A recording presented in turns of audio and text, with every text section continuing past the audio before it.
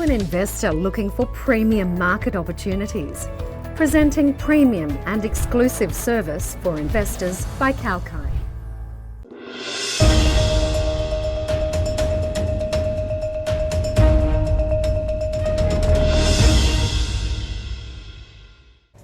Hello and welcome to Kalkine's daily trending economic news. Here are 12 things that happened in the Australian economy during the March quarter.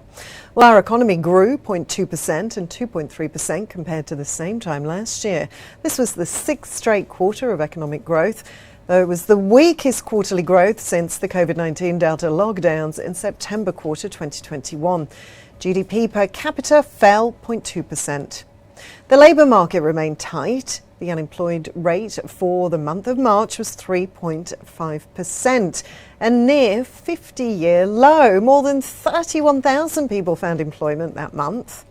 And we downed tools over the summer. Around 43% of employees worked fewer hours than usual during January because many were on leave.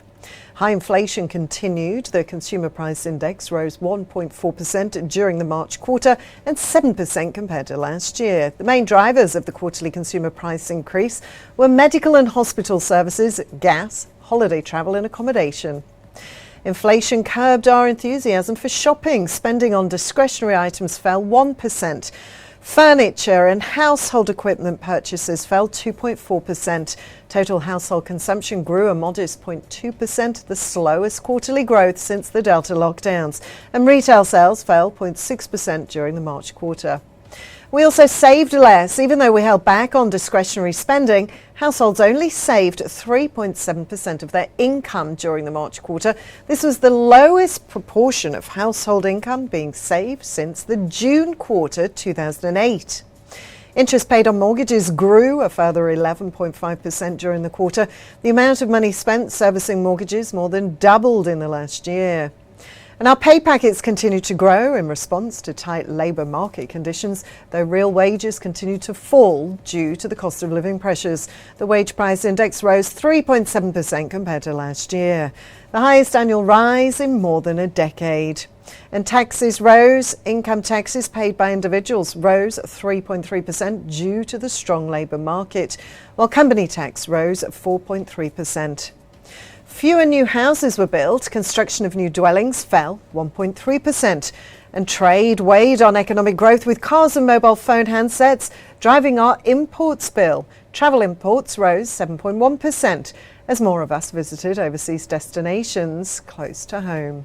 Exports of meat grew 36.9%, and that was due to improved supply conditions, while travel exports rose 17.5% as international students continue to return to our universities. Now, business investment was strong. Purchases of equipment such as heavy vehicles and cotton picking machinery grew 6%. Spending on infrastructure increased 3.1%, driven by electricity and transport projects. The switch to renewable sources of energy continued with a number of wind, solar and battery projects underway. Several large data centre and office projects also started. And finally, bank margins narrowed. Financial corporation profits fell 0.2% as competition for deposits increased. Well, that's the latest in Kalkine's daily trending economic news. I'm Rachel, signing off for now.